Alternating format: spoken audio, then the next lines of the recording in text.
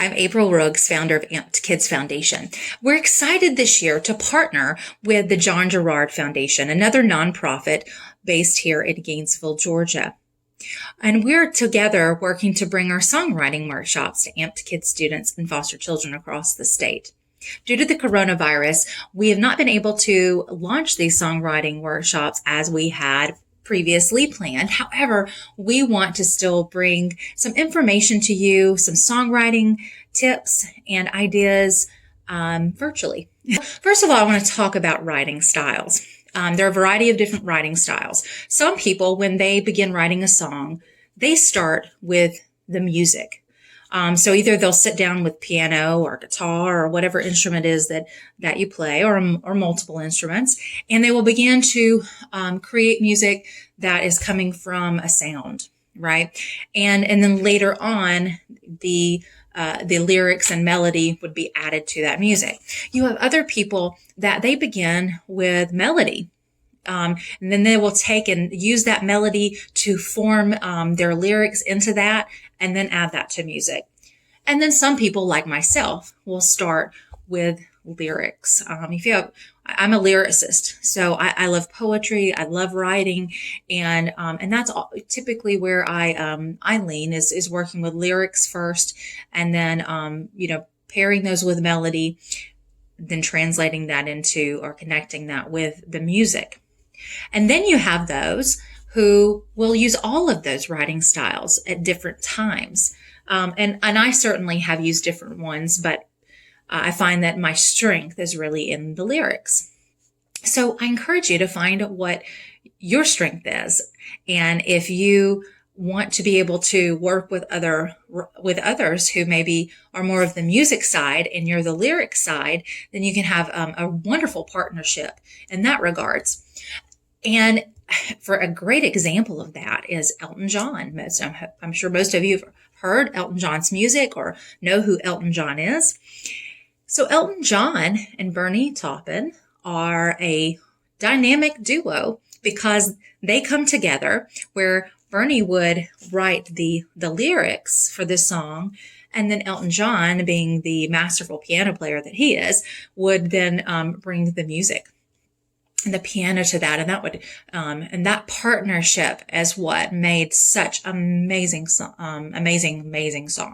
And if you've not heard any of Elton John's songs, I invite you to look into some of the wonderful stories and the wonderful music that's good, come from that partnership of Elton John and Bernie Taupin. So that's just a great example of many of us have our own strengths, and when we come together and we co-write with others, then many times we can find ourselves with some wonderful creations that maybe we would not have been able to do alone. And I love co-writing. I think it's a wonderful experience to be able to bring your creativeness together.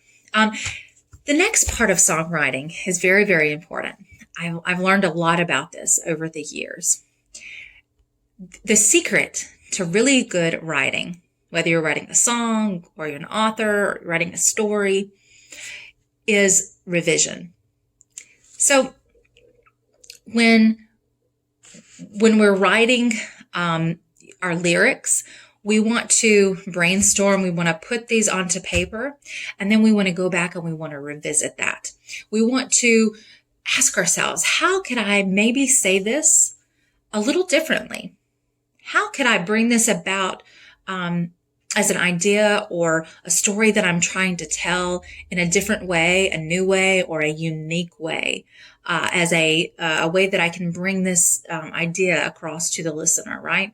So one skill that I was taught by another professional songwriter friend was when you write a line of music, go under that line and write 3 to 5 different ways that you could also say that, right? So you want to think of how many different creative ways that you could say that. And those are wonderful. It's a wonderful tool that you can use whenever you're writing. Okay. The other part of successful songwriting, and especially if you say, hey, I want to be a hit songwriter one day, you want to make sure that your song has a hook. Well, what does that mean? A hook is something that grabs your attention, right? When you hear it, you're like, wow, that was incredible. But it's something that will stick with you. It's something that, maybe you've found yourself at times going around your home and you've got this idea, right? It's swirling in your head. And, you're like, oh my gosh, I can't get this song out of my head. Well, that's because that hook got you, right? So that was something catchy in that song. And so that's important when you're writing music that's popular music, or, you definitely want to have something that's catchy, that's going to sell, because it's definitely a commercial writing style. But you can have that in any kind of music, even if it's an alternative kind of music that maybe isn't something that's on pop radio or whatnot. So definitely, that's an important piece of songwriting. So learning your writing style and what really works best for you, what your strength is.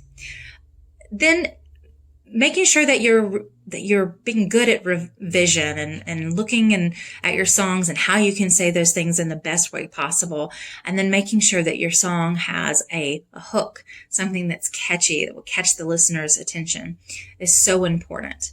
One of the things that I want to share with you, because I'd mentioned my first experience with the John Gerard concert in 2005, is that John Gerard was a hit songwriter from Gainesville, and I mentioned that.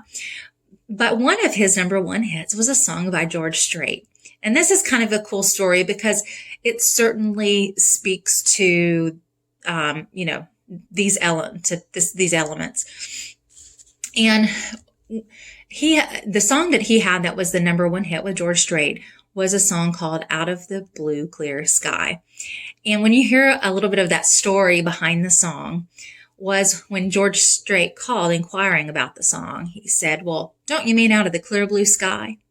So, when we have certain phrases, catchphrases that we say, and that's one of those things. You say, oh, that's just out of the clear blue, right? That's a phrase that we use.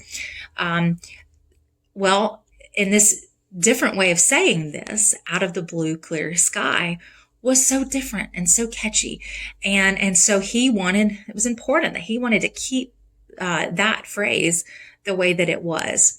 So again, finding unique ways to do that. Of course, if you haven't heard that song before, definitely check it out, because it's definitely a catchy song. It's one of those that will stay in your head, and just a fun song about falling in love. So, and again, that's by George Strait. So check that out.